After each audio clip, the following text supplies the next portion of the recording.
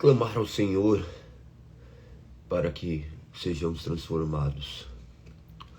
O processo de transformação é diário. Se você conhece o Senhor, se você diz crer no Senhor, esse processo de transformação irá ocorrer, irá acompanhar naturalmente. Observe a sua vida se isso tem ocorrido, porque é um dos claros indícios que você morreu e nasceu de novo. Que você possa meditar hoje nessa palavra, clamando ao Senhor por entendimento, pedindo para que Ele ilumine sua mente e você possa trazer à existência aquilo que antes não existia. Sabendo que, embora você traga à existência, é uma obra sobrenatural de Deus agindo na sua vida. Você não vai se tornar algo.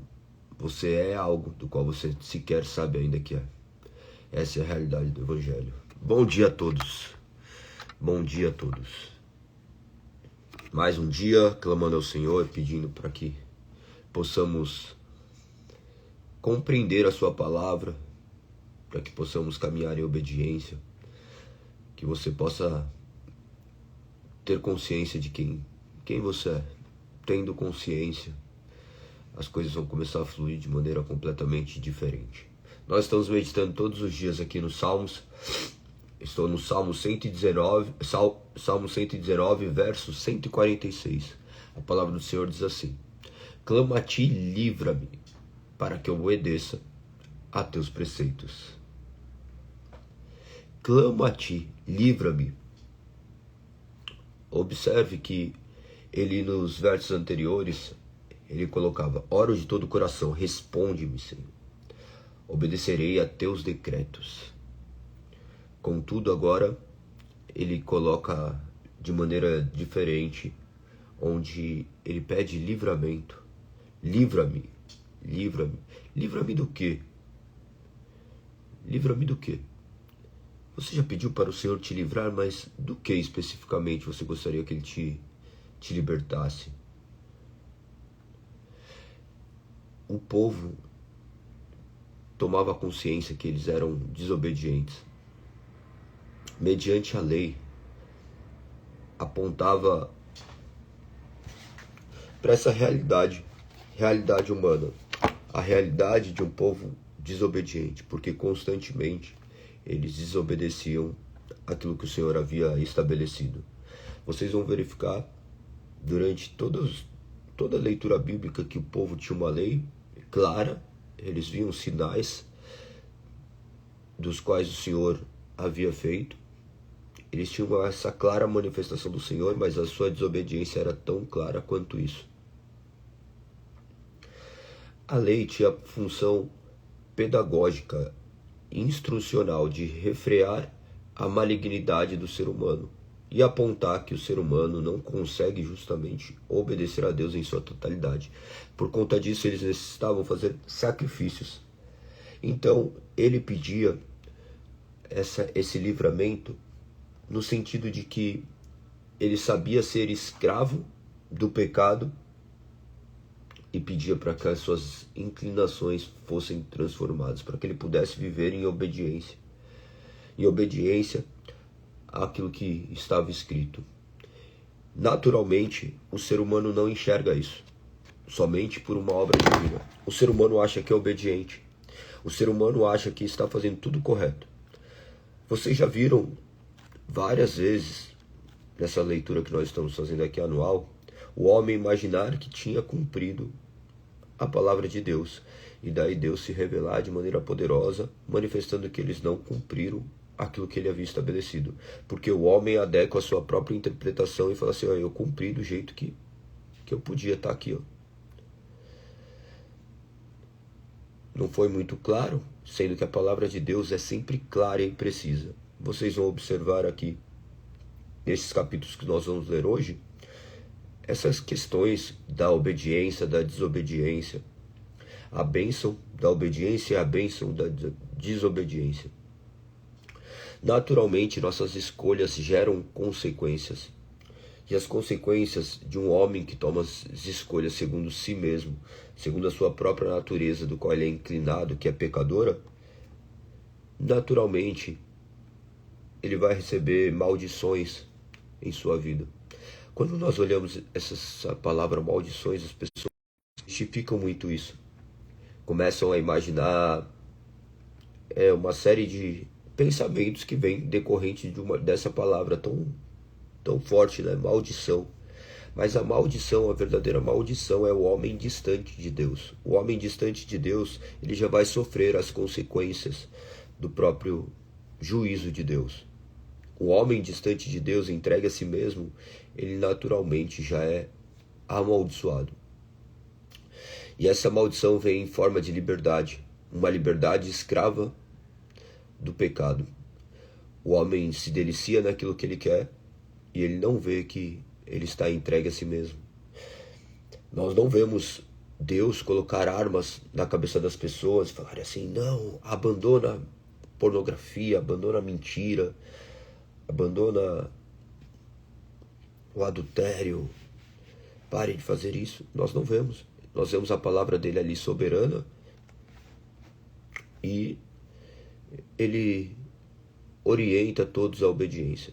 E sabendo que nem todos conseguirão obedecer, ele coloca uma série de preceitos dentro da palavra, né? Apontando essa realidade para que o homem possa enxergar, mas o homem cego em si mesmo não pode, até que ele revela o seu espírito, e que esse homem que é transformado pelo espírito, ele consegue enxergar que a vida dele está muito aquém da vontade de Deus. Existe aí uma luta onde ele começa a viver de maneira do qual agora ele quer obedecer, não para receber bênçãos, mas porque ele é um ser completamente transformado e agora ele age de maneira completamente transformada do que ele agia. Compreender esse sentido faz toda a diferença para a sua vida, tá? As pessoas às vezes relativizam essas coisas, imaginam que essa vida é completamente natural e não é, ela é 100% espiritual. O homem não consegue chegar até Deus sozinho. Existem duas vertentes, né? Uma teologia natural e outra sobrenatural. Teologia no sentido de que o homem, a teologia natural parte do pressuposto que o homem conhece a Deus por si mesmo. Ou seja, se você se esforçar, você conhece a Deus. E a sobrenatural parte do pressuposto que o homem não pode conhecer a Deus por si só. Eu sou completamente sobrenaturalista, no sentido de que somente Deus se revelando ao homem. E isso é de extrema importância. Que nem, se eu te perguntar agora, você consegue conhecer a Deus sozinho? Você conseguiria conhecer a Deus sozinho? Se eu te perguntar, quem são as pessoas que serão salvas? Você conseguiria responder? Se eu perguntar agora, se você morrer agora, para onde você vai? São todos questionamentos que deveriam fluir na nossa mente já. Você consegue enxergar essa realidade que eu acabo de perguntar? Observe como a maioria das perguntas nós sequer formamos um raciocínio acerca. Por quê? Porque nós estamos completamente corrompidos em nosso entendimento, em nosso simplório entendimento, entregues a nós mesmos, até que Deus venha e nos transforme. Você acredita? Responda isso, escreva aqui, que um homem que viveu, um homem no sentido de um ser humano que viveu uma vida honesta, uma vida onde ele não mentia, onde ele não adulterava, onde ele não pegava coisa dos outros, onde ele não agia de maneira inapropriada, ele teve uma família, foi fiel à mulher, fez uma série de obras aí humanitárias. Ele falava de um Deus, mas não falava de maneira específica, ele abordava Deus de maneira completamente desprendido da palavra, embora agisse de maneira muito clara daquilo que a palavra diz, mas ele sequer conhecia essa palavra. Você acha que esse homem foi salvo? Coloque aí. Ele morre. Ele morre.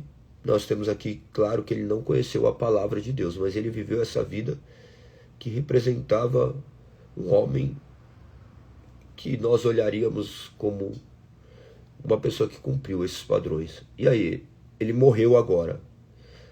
Para onde ele vai? Ele é salvo para a eternidade ou sobre ele está a ira do Senhor? E aí, coloca aí. Salvo ou não salvo? Será que você consegue responder de maneira objetiva? Coloque aí, só tem essas duas opções. Escreve, vamos ver. Vamos despertar o cérebro já. Colocar os neurônios para funcionar.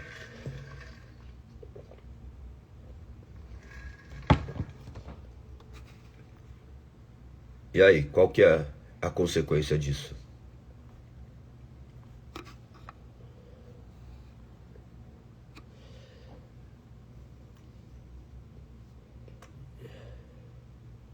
Infelizmente ele não foi salvo, não salvo. Tem mais pessoas que estão vendo aí, não responderam.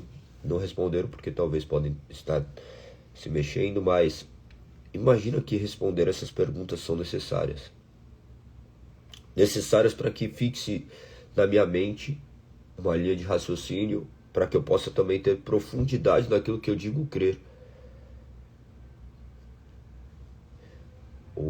A Sayonara colocou aqui de maneira muito clara, né? Não se trata de fazer algo, e sim crer no único Salvador. Nós partimos de uma salvação exclusiva, tá? O cristão parte de um conceito de que somente aquele que crer em Cristo será salvo. E como ele faz para crer em Cristo? Somente mediante a pregação da palavra. O resto não será salvo. Por quê? Aí não cabe a gente, cabe somente a soberania divina. Mas ele escolheu que o homem fosse salvo por intermédio da cruz de Cristo. E para tanto, ele usa a sua palavra para se revelar. Então, se você entender isso, já vai se tornar muito mais esclarecedora a leitura da palavra. Porque você vai verificar, neste salmo que nós estávamos meditando, ou estamos meditando, que ele clamava para que o Senhor o livrasse dele mesmo, para que ele pudesse, dessa forma, viver para glorificar a Deus. Então manifestaria a natureza de um salvo, de um homem que se colocava em obediência, a sua livre obediência a Deus, porque o seu coração havia sido transformado. Essa é a forma correta de enxergar a vida cristã. Outras pessoas interpretam de maneiras diferentes, tá? Existem muitas linhas, vertentes, mas você não vai encontrar respaldo nas escrituras para defender isso. Essa teologia que eu falei acerca de natural parte de um pressuposto que o homem pode conhecer a Deus por si mesmo, como se ele se manifestasse ou de maneira mística, por intermédio de uma visão, de alguma coisa, de qualquer forma, ou só uma convicção interna, mas sem a ministração dessa palavra, sem o conhecimento dessa palavra que liberta, sem o conhecimento de que o homem era completamente depravado, morto em seus delitos e pecados, que necessitaria de um Salvador. Então, essa é a teologia que impera no mundo, tá? Mundialmente, isso que prevalece. Mas se formos mergulhar nas Sagradas Escrituras, nós não vamos encontrar respaldo para que isso se sustente. parte de um pressuposto que daí Cristo morreu na cruz para possibilitar a salvação e o homem se achegaria até ele. Nós acreditamos justamente que Cristo morreu na cruz para efetivamente salvar. Nós não temos dúvidas quanto a isso, que Cristo foi para a cruz para salvar um povo para si. E este povo é revelado de maneira gradativa mediante o seu agir e a revelação da sua palavra, aqueles do quais ele chamou já desde antes da salvação, da constituição do mundo, e no seu tempo, da sua forma, mas sempre por intermédio da sua palavra. E aqueles que foram salvos, naturalmente vão viver esse processo de obediência. O processo de regeneração acompanha o processo de santificação. Regeneração é quando ele passa a crer, e santificação é o processo da sua vida onde o pecado já não mais o domina e agora existe uma luta contra o pecado. Não significa que ele não peca mais, tá? Mas o pecado não é algo constante. Por exemplo, você chegar e falar assim, ó, Galegos, você tá fazendo isso daqui, ó. Vamos por um exemplo. Eu não bebo, tá? Eu não bebo. Eu nunca bebi na minha vida. Vamos chega, eu por acaso tomo, bebo e eu começo a beber todos os dias. Embora eu nunca bebi, acontece de eu começar a beber todos os dias. Embora eu não fique bêbado, você vê que eu deixo de fazer outras coisas para beber. E alguma pessoa chega e fala assim, ó, você está manifestando aqui uma dependência, você não está livre disso daí. Eu, não, lógico que eu tenho controle, não está escrito na Bíblia que eu não posso beber, eu não posso me embriagar, eu não ando embriagado. Eu consigo ter um aparente controle, eu não ando por aí bêbado fazendo milhares de coisas, mas eu bebo em demasia, eu deixo de fazer afazeres que eu deveria, e aí? A partir do momento que eu sou confrontado com isso, e eu enxergo na palavra, a palavra me mostra isso, eu naturalmente vou ser levado a um processo de transformação, eu vou ter que abandonar isso, porque eu estarei diante da minha carne se manifestando. Estes processos devem ser entendidos por todos aqueles que conhecem a Deus, porque talvez não, com certeza, tem coisas nas nossas vidas que necessitam ser deixadas para trás. E Deus vai utilizar a palavra para fazer isso. Mas por vezes serão advertências que emanam da boca de homens que estão plenamente condizentes com a palavra. Você vai ouvir sinais dessas coisas, seja da sua mulher, dos seus filhos, dos seus amigos, que são meios providenciais do Senhor nos instruindo. E tudo isso aparenta ser muito natural, mas a vida é completamente sobrenatural.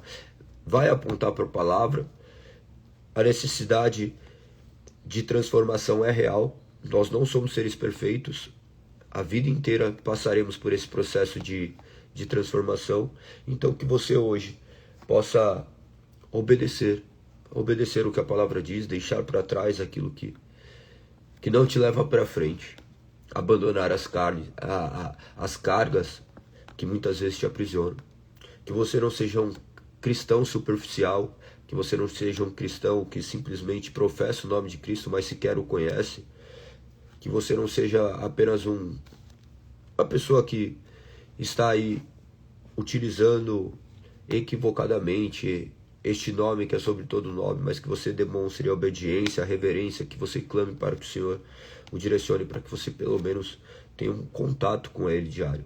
Não adianta você falar que mas você sequer tem conhecimento, porque as pessoas vão começar a questionar você acerca da sua crença, e você vai falar o quê?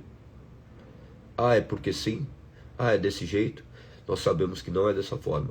Então que o Senhor possa te direcionar de maneira muito sábia em todo esse caminho, e crendo justamente que Ele assim o faz, e Ele fará mais daquilo que pedimos ou imaginamos. Confie na obra do Senhor sobre a sua vida. Vamos à meditação nos capítulos de hoje, do capítulo 28 ao 31. Capítulo 28 ao 31 do livro de Deuteronômio. Estamos quase terminando o Pentateuco. Eu fico muito feliz quando vamos avançando assim, porque nós sabemos que não é uma obra natural. Nossa carne não quer ler, então trabalhar essa questão diariamente, nós vemos o agir de Deus sobre as nossas vidas, nos direcionando e apontando o caminho. Nós terminamos ontem o capítulo 27 com proclamando as maldições pronunciadas pela lei, né? No capítulo 28 agora tem as bênçãos resultantes da obediência. Começa com uma condicional: se vocês obedecerem tudo ao Senhor. Esse "se" é muito bom, não é? Nós ouvimos a vida inteira se. Se você fizer isso, você vai receber isso. Se você fizer aquilo, você vai receber aquilo. Esse daí é o processo natural. Esse é o processo natural da vida. Dentro das Sagradas Escrituras, funciona de maneira similar. Contudo, nós sabemos, não é? Se formos obedientes.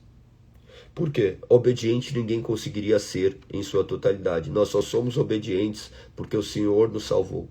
Então, essa condicional que se sou obediente, eu serei salvo, não é. Eu só sou obediente porque eu sou salvo. Então, esse "se" em Cristo Jesus, ele poderia ser mudado de certa forma. Se efetivamente fui salvo, eu obedeço. Se o Senhor me libertou, eu não vivo mais a mesma vida do passado. Se o Senhor habita em mim, eu o busco. Por quê? As pessoas imaginam de maneira contrária. Fala assim: se eu busco o Senhor, ele se revela a mim. Embora isso daí também aparenta ser uma verdade, imagina que parte de um pressuposto sempre do homem como preponderante indo buscar a Deus, como se parte de uma vontade única dele. Nós vemos aqui o homem completamente inclinado para o mal, não fazendo nada conforme o Senhor declara, ainda que suas palavras sejam objetivas e claras. Então, continuamos no verso 1 do capítulo 28 de Deuteronômio. Se vocês obedecerem tudo o Senhor seu Deus e cumprirem fielmente todos esses mandamentos que hoje lhes dou, o Senhor seu Deus os colocará muito acima de todas as nações da terra. Se obedecerem ao Senhor seu Deus, vocês receberão as seguintes bênçãos. Daí vem: sua cidade e seus campos serão abençoados, seus filhos e suas colheitas serão abençoadas, as crias de seu gado e de seus rebanhos serão abençoados, seus cestos e frutos, tigelas de amassar pão serão abençoados, a todo lugar que forem, em tudo que fizerem, serão abençoados. A obediência gerava bênçãos. E sempre existiram esses remanescentes que obedeciam, mas eles não obedeciam única e exclusivamente pela sua vontade. Eles obedeciam porque Deus habitava neles e fazia com que o pecado não fosse senhor de suas vidas. Mas nós vimos de maneira global que o povo em si pecava. Prova que vocês vão verificar que as bênçãos da maldição, as consequências da desobediência recaíram sobre o povo, até que veio Cristo para eliminar justamente toda essa maldição, e agora vivemos debaixo da aliança dessa graça. Porque imagina se fôssemos responder da mesma forma que este povo respondeu, todos nós estaríamos em completa ruína, o chão teria se aberto e engolido cada um de nós. No verso 7 diz assim: o Senhor derrotará seus inimigos quando eles atacarem. Eles virão contra vocês de uma direção, mas serão dispersados em 7 direções. O Senhor lhe garantirá bênção em tudo que fizerem, e encherá seus celeiros de cereais. O Senhor seu Deus os abençoará na terra que ele lhes dá. No verso 13 diz assim, ó: se derem ouvidos a estes mandamentos que hoje lhes dou, e se cumprirem fielmente, o Senhor os fará a cabeça e não cauda. E lhes dou os cumprimentos. E se os cumprirem fielmente, o Senhor os fará a cabeça e não cauda. E vocês estarão sempre por cima e nunca por baixo. Não se desviem por menos que seja de nenhum dos mandamentos que hoje lhes dou. Não sigam outros deuses, nem os adorem. Nós vemos claramente as bênçãos da obediência, mas ele fala da obediência fiel. O mínimo de desobediência gerou o máximo de punição. Nós vemos que as desobediências dos homens apontavam para essa sua incapacidade de obedecer a Deus. Só podemos agora viver dessa forma porque o Espírito habita em nós. Ainda que muitos possam viver de maneira aparentemente fiel a Deus, sem conhecê-lo, isso não se trata de uma transformação gerada pela palavra, parte de um pressuposto moral, do qual em nada tem eficácia na sua salvação. É muito interessante depois mergulhar nisso, tá? Se vocês quiserem, depois me chamam que eu mando alguns materiais ou algumas ministrações que as pessoas abordam isso e é muito válido para que você tenha uma visão um pouco mais ampla desses processos. Vamos continuando agora para questões das maldições resultantes da desobediência, que vai a partir do verso 15. Vocês vão verificar que as bênçãos da obediência são similares às maldições resultantes da obediência. Se num lado você atacava os seus inimigos e derrotava, por outro lado, diante da maldição, você atacava os inimigos e era derrotado. Você plantava e não colhia. Então, essa lei impera na nossa vida. Lembra-se de Gálatas 6,7, de Deus não se zomba, certamente que o homem plantar, ele colherá. Nossa vida vai ser essa eterna colheita. Nós devemos refletir de maneira clara, de maneira racional acerca da nossa vida e verificarmos as consequências dos nossos atos. Antes de agirmos, nós pensamos. Antes de falar, nós pensamos. Antes de qualquer coisa, passamos por uma reflexão e um crivo da palavra. Nós analisamos segundo essa palavra, falamos assim, calma aí, deixa eu verificar se essa palavra não contradiz aquilo que eu quero fazer. Então, observem com muita atenção a palavra de Deus, porque ela guia os seus passos. O verso 20 do capítulo 28 diz assim: o próprio Senhor enviará maldições, confusão e frustração em tudo que fizerem, até que por fim vocês sejam completamente destruídos por terem praticado o mal e me abandonado. Mas porque eles haviam se recusado a dar ouvidos ao Senhor e não cumprindo os mandamentos e os decretos. No verso 21 diz: o Senhor os afligirá com pragas até fazê-los desaparecer da terra em que estão prestes a entrar e tomar posse. Verso 22, o Senhor os ferirá com doenças debilitantes, com febres e inflamações, com calor ardente e secas, com ferrugem e mofo. Essas calamidades perseguirão até que vocês morram. Verso 25 diz assim: o Senhor fará seus inimigos os derrotarem. Vocês os atacarão de uma direção, mas serão dispersados em 7 direções. O que contrasta o verso 7, onde falava o oposto disso, que nem eu mencionei. Olha o que diz o verso 26. Seus cadáveres serão alimento para aves do céu e para animais selvagens, e não haverá ninguém para enxotá-los. Muito profundo, né? Verso 28. O Senhor os castigará com loucura, cegueira, pânico, andarão tateando em plena luz do dia como cegos na escuridão, mas não encontrarão o caminho. Serão oprimidos e roubados continuamente, ninguém virá para socorrê-los. E nós vivemos diante de uma geração que anda tateando em plena luz, como cegos na escuridão, e não encontramos o caminho. Essa é uma realidade. Então leiam com muita atenção. Aqui vocês vão verificar também que ele já começa a trazer um tom profético. O que é profético? Trazendo a revelação daquilo que iria acontecer no futuro. A profecia apontando para uma verdade que aconteceu. A profecia da palavra, a grande profecia emana justamente dessa palavra, tá?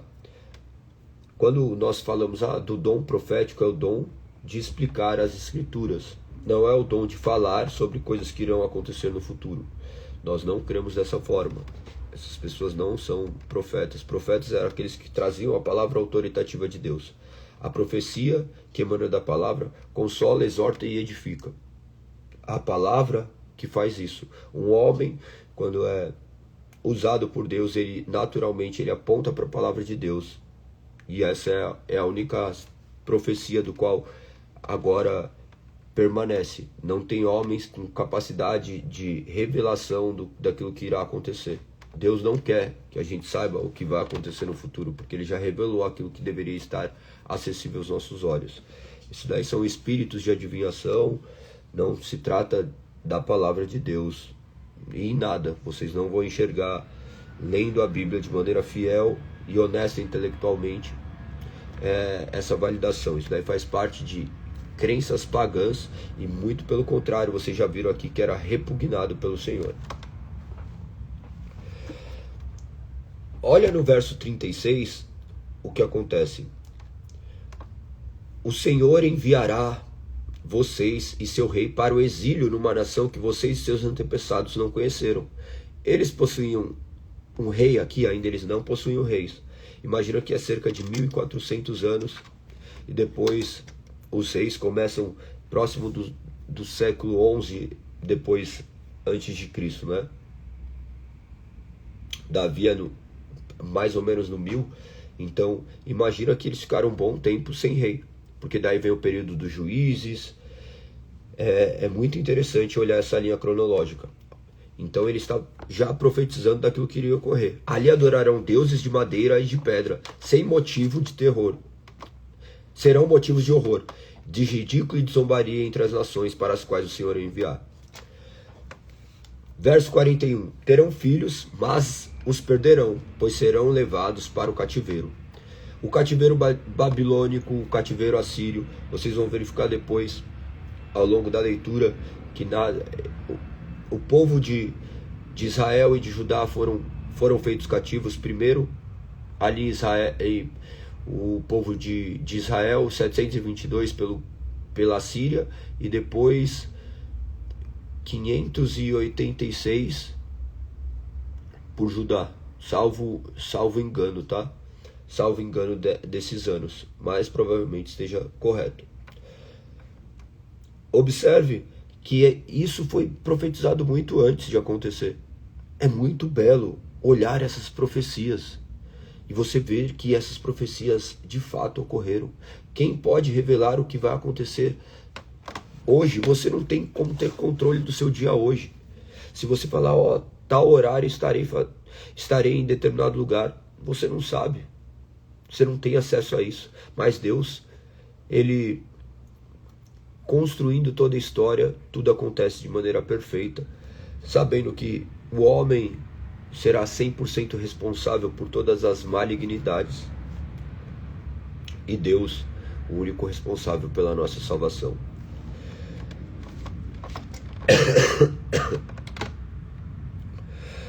Olha o que diz no verso 46. Esses horrores servirão de sinal e advertência para vocês e seus descendentes para sempre. Se não servirem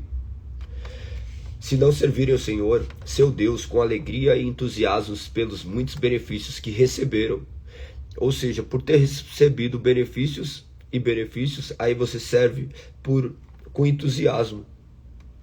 Servirão, 48, verso 48, servirão os inimigos que o Senhor enviará contra vocês. Ficarão famintos, sedentos, despidos e desprovidos de tudo. O Senhor porá um jugo de ferro sobre seu pescoço e os oprimirá severamente até que os tenha destruído. Ou seja, o povo recebeu depois a maldição justamente porque se afastou da lei.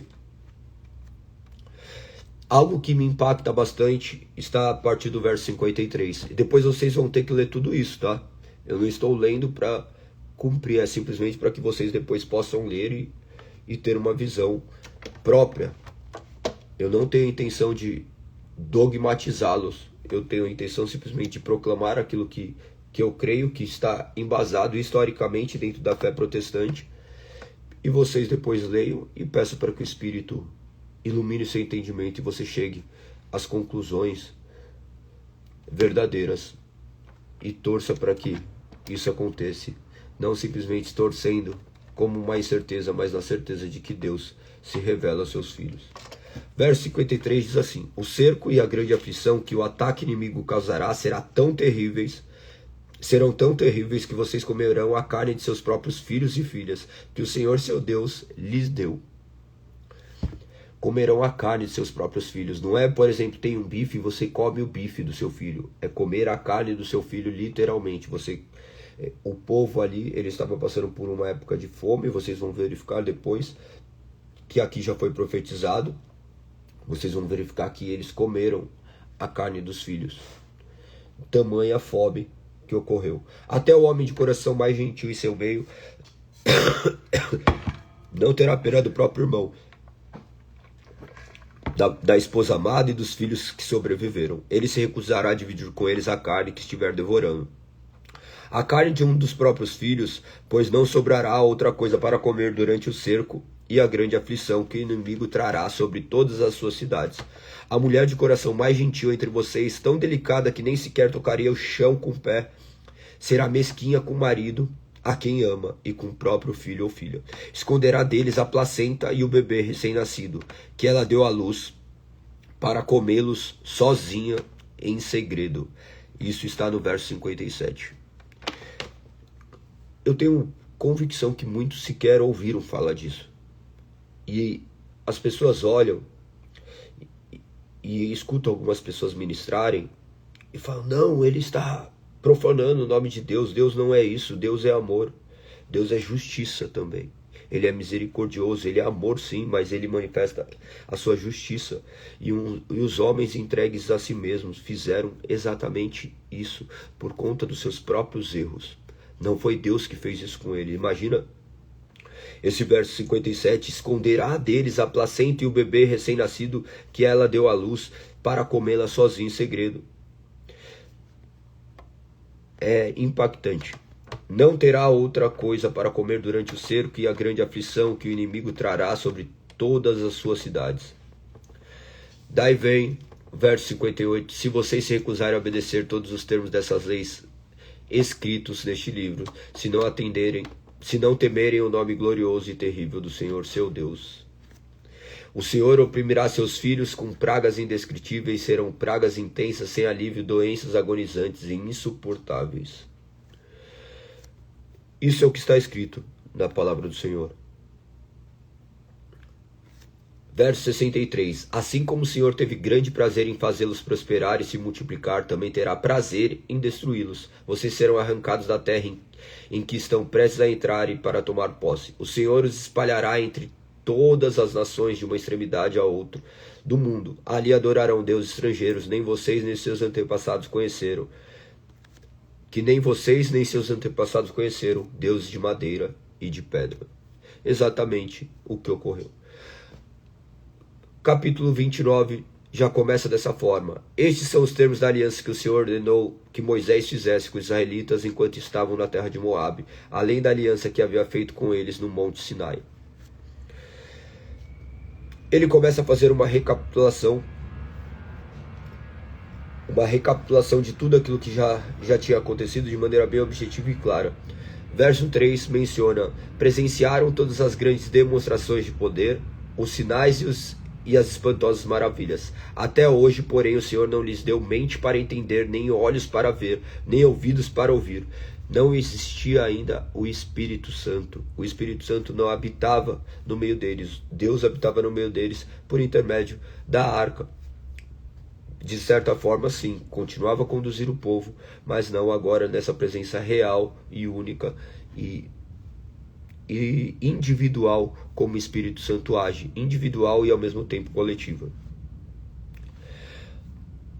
Verso 5 diz: durante 40 anos eu os conduzi pelo deserto, e no entanto suas roupas e sandálias não se gastaram. Vocês não comeram pão, nem beberam vinho ou outra bebida fermentada, mas receberam alimento para que soubessem que Ele é o Senhor seu Deus. Da mesma forma que você está aqui, recebendo alimento para saber que Ele é o Senhor seu Deus. Um alimento que provém única e exclusivamente do Senhor, pois você está com as palavras dele em mãos, não com palavras humanas. Eu não tenho intenção aqui de ser um teólogo, não tenho intenção aqui simplesmente de fazê-los com que vocês sigam o galego. Eu quero que vocês se tornem discípulos de Cristo, que vocês leiam essa palavra e vocês sejam libertos de si mesmos. Então, leiam que esses textos aqui são bem claros, essa questão da aliança. Eu gosto muito deste verso, que vou ler agora, que ainda está no capítulo 29. Ou melhor, eu vou ler um pouquinho antes, porque traz algumas coisas também referente a essas advertências acerca da maldição. No capítulo 24 diz assim: todas as nações vizinhas perguntaram: por que o Senhor fez isso com essa terra? Por que se irou tanto? O verso 25: e a resposta será: foi porque o povo desta terra abandonou a aliança que o Senhor seu Deus de seus antepassados fez com eles quando os tirou da terra do Egito. Afastaram-se dela para servir e adorar outros deuses que não conheciam, deuses que não lhe era permitido adorar. Por isso a ira do Senhor ardeu contra esta terra e trouxe sobre ela todas as maldições registradas neste livro. Com grande ira e fúria, o Senhor arrancou seu povo da terra e o baniu para outra terra, onde vivem até hoje. Imagina que isso daqui não tinha nada disso acontecido. Imagina ouvir essas palavras e não corrigir os seus passos, não observar os seus passos. Era isso que o povo fez. Verso 29. Este verso que deve ser completamente memorizado por vocês e colocado em prática. O Senhor nosso Deus tem segredos que ninguém conhece. Você já deve ter falado isso. Você sabe disso. Naturalmente o Senhor tem segredos que ninguém mais conhece. Olha o que diz: não seremos responsabilizados por eles, mas nós e nossos filhos somos responsáveis para sempre por tudo que ele nos revelou, para que obedeçamos a todos os termos dessa lei. Os segredos pertencem a Deus, a palavra revelada pertence ao homem para que possamos obedecer. Então conheça essa palavra e obedeça o Senhor. Não dá para ser obediente ao Senhor sem conhecer essa palavra. Se você nunca leu a Bíblia, que você leia a Bíblia. E não ler alguns trechos, você leia ela de maneira integral. Existem milhares de pastores que se dizem pastores que nunca sequer leram a Bíblia. Como você ouvirá uma pessoa que não lê a Bíblia, que fala e que vai pastorear uma vida? Não tem como. É impossível isso. É impossível. Claro que a causa inicial sempre é o cuidado de Deus sobre humanos, mas você tem responsabilidade sobre aqueles que você escuta. Então, observe a palavra do Senhor. Não é admissível nem que cristãos não tenham lido a palavra, quem dirá pessoas que ministram a palavra. Então, leia essa palavra. O capítulo 30, mais uma vez, é o chamado para a volta ao Senhor.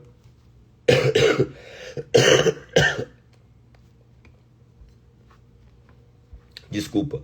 O verso 1 diz assim: no futuro, quando vocês experimentarem todas as bênçãos e maldições que lhes relatei, e quando estiverem vivendo entre as nações onde o Senhor seu Deus os exilou, levem todas as instruções a sério. Se nessa ocasião vocês e seus filhos voltarem para o Senhor, seu Deus, e obedecerem a todo o coração, de toda a sua alma, todos os mandamentos que hoje lhe dou, então o Senhor seu Deus restaurará a situação e terá misericórdia de vocês, e os reunirá de todas as nações por onde espalhou. Embora tenham sido banidos dos confins da terra, o Senhor seu Deus os juntará e de lá os trará de volta. O Senhor seu Deus trará a terra que pertencia a seus antepassados, e ela será sua outra vez. Ele os tornará ainda mais prósperos e numerosos que seus antepassados. Verso 6.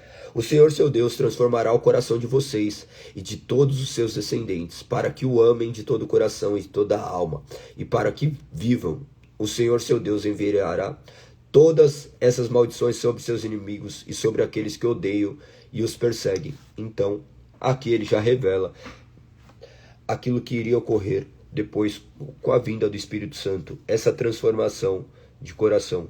O Espírito Santo agora habita em nós e ele transforma o nosso coração para que possamos amar Deus de todo o coração e de toda a alma e para que tenhamos vida. Esse é o grande advindo daquilo que muitos ontem proclamaram, mas sequer compreenderam. Nós vemos pessoas constantemente comemorarem a Páscoa uma vez por ano, sem de fato entender o que é a Páscoa. Se quer entender o que é a Páscoa, leia Êxodo 12, depois leia 1 Coríntios 5, 7, e você terá uma definição bem clara do que se trata. Cristo é a nossa verdadeira Páscoa. É por intermédio da morte de Cristo, agora nossos corações podem ser transformados, ou melhor, não podem, serão transformados, para que possamos nos submeter em obediência a essa palavra. Essa é a característica. Vocês vão verificar isso daí também escrito em Jeremias 31, 31, em Ezequiel 36, verso 26. Palavras bem objetivas e claras.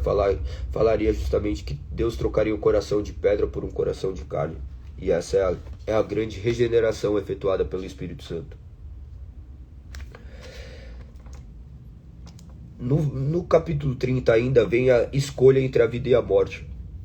Naturalmente, o homem faz escolhas, tá? Faz escolhas. Nós fazemos escolhas e nós devemos observar muito isso. Se Deus de fato habita em nós. Porque se escolhemos a morte, nós veremos que estamos distantes de Deus. Mas se escolhemos a vida, nós vemos que Deus nos auxilia nessa escolha. Ele nos conduz a essa escolha, porque sozinho nós não conseguimos. Começa assim o verso 11. Este mandamento que hoje lhes dou não é difícil demais para vocês, nem está fora do seu alcance. Não está guardado no céu e tão longe que vocês tenham de perguntar: quem subirá ao céu a fim de trazê-los até nós aqui embaixo, para que possamos ouvir e obedecer?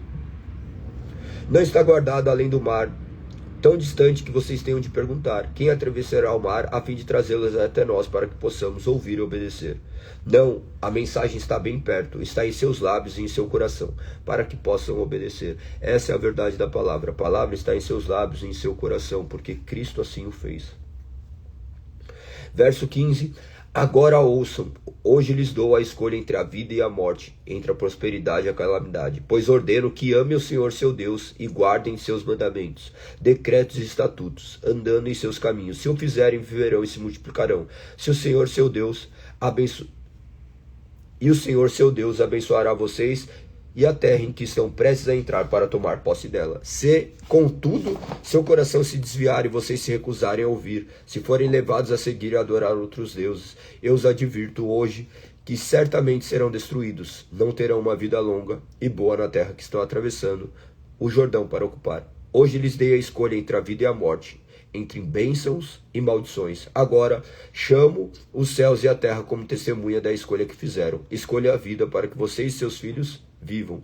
Faço isso amando e obedecendo e apegando fielmente ao Senhor, pois Ele é a sua vida. Se vocês o amarem e lhe obedecerem, Ele lhes dará vida longa na terra que o Senhor jurou dar a seus antepassados, Abraão, Isaque e Jacó. A palavra é muito contundente, né?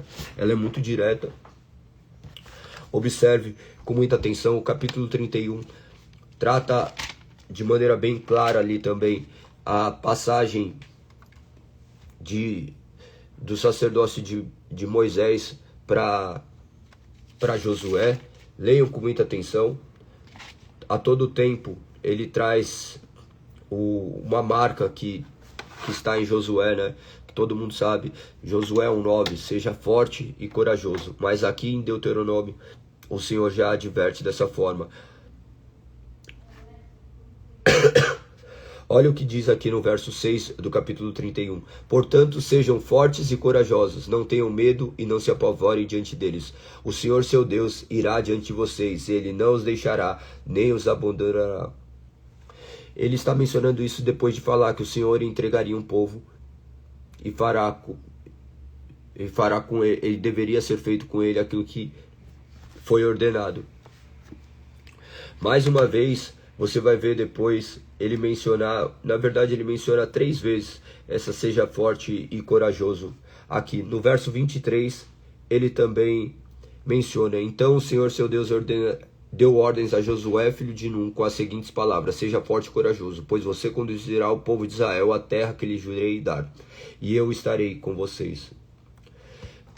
Imagina que Moisés está ali e ele é entregue à morte, ele vai falecer.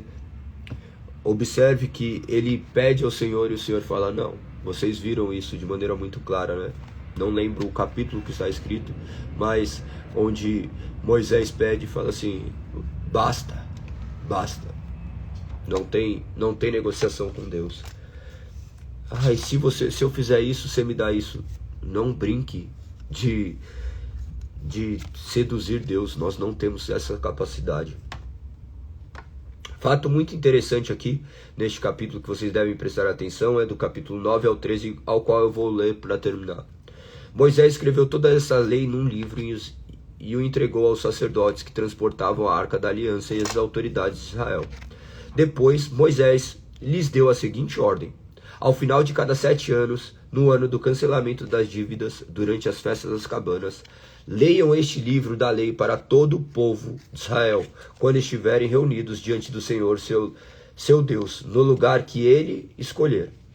Convoquem, olha que interessante, convoquem todos, homens, mulheres, crianças e estrangeiros que vivem em suas cidades, para que ouçam este livro da lei e aprendam a temer o seu Deus, o Senhor, seu Deus, e obedecer fielmente todos os termos dessa lei. Façam isso para que seus filhos, que não conhecem essas instruções, as ouçam e aprendam a temer o Senhor, seu Deus. Façam isso enquanto viverem na terra do qual tomarão posse ao atravessar o Jordão.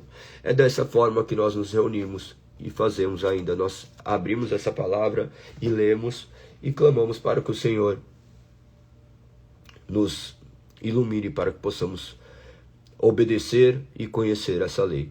Imagina que ali eles não tiravam as crianças para ouvirem de maneira apartada. A comunidade se reunia de maneira global, sabendo que era essa palavra que penetraria o coração deles. Não se tratava de uma boa retórica, se tratava simplesmente dessa palavra agida pelo poder do Santo Espírito. Nós não acreditamos em métodos, nós acreditamos no poder do Espírito Santo de convencer o homem, a mulher e os nossos filhos. Então, às vezes a gente fala assim: não, vou colocar ele ali no infantil para ouvir a palavra de maneira lúdica. Não, a palavra é proclamada e o que aplica a palavra no coração não é o homem. O que aplica a palavra ao coração da criança é o Espírito Santo. Então, dá para se pensar justamente nessa questão de maneira muito clara, pensando na questão de igreja. Qual é a forma correta? A forma correta é estabelecida pela palavra. Não existiam ministérios infantis. Hoje, claro que a gente ainda adota esse tipo de comportamento, mas a gente deixa o máximo de tempo as crianças ali cultuando junto conosco. Tem uma parte da palavra que é ministrada justamente de forma que elas estejam ali escutando, elas escutam a proclamação da palavra, e depois eles vão ali, tem um momento de comunhão entre eles, aborda sim também algumas coisas, mas eles também têm esse momento de convivência entre eles, porque esse processo de unidade dentro da igreja é de extrema importância. Beleza? Espero que vocês tenham entendido tudo, espero que o Espírito Santo ilumine o coração de vocês, que vocês possam ler essas palavras e que vocês vivam acima de tudo essa palavra. Lembrando que amanhã nós temos culto às 20 horas na rua Breja Alegre, número 138. Espero que tenha sido de extrema valia a palavra de hoje, que o Senhor guie o passo de vocês. Contem comigo, se vocês tiverem dúvidas, podem me mandar, pode perguntar, e vamos avançando em conhecimento, crendo que é o Espírito que nos conduz. Sozinho nós não podemos nada. Se você tem lido, eu gostaria muito que você colocasse ali. Eu fiz uma pergunta acerca da constância. na lista de transmissão. Eu creio que a maioria das pessoas aqui estejam na lista de transmissão, onde eu coloco os capítulos e versículos, né? Então, olhem lá com atenção, tem um painelzinho que daí você vai poder escrever. Escreva como que tem sido. Você manteve a constância, seja sincero com você. Você não está falando para mim simplesmente, mas você está sendo sincero com você mesmo. Isso fará com que você pense de maneira diferente. Avalie como isso tem transformado a sua vida, como essa palavra tem direcionado seus pensamentos. Que Deus possa te direcionar, beleza? Tamo junto. A Jéssica disse que quer fazer uma visita. Vai sim fazer uma visita. É no Brooklyn, é um lugar bem acessível, perto de todas as principais vias, né? É na Avenida Bandeirantes, é paralela com a Avenida Bandeirantes. Então é um lugar bem acessível. Tem lugar ali bem próximo para parar. As ruas ali são bem tranquilas. Então que você nos visite. Será um prazer recebê-la lá para cultuarmos juntos ao Senhor. Lembrando que às terças-feiras nós estamos estudando as bases da fé cristã.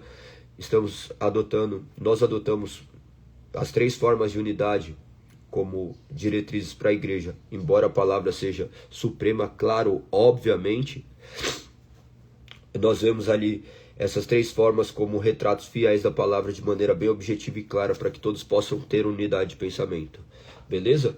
E essas terças-feiras nós estamos quase terminando já toda a confissão belga. Se vocês quiserem também ter acesso, depois pedem que eu mando.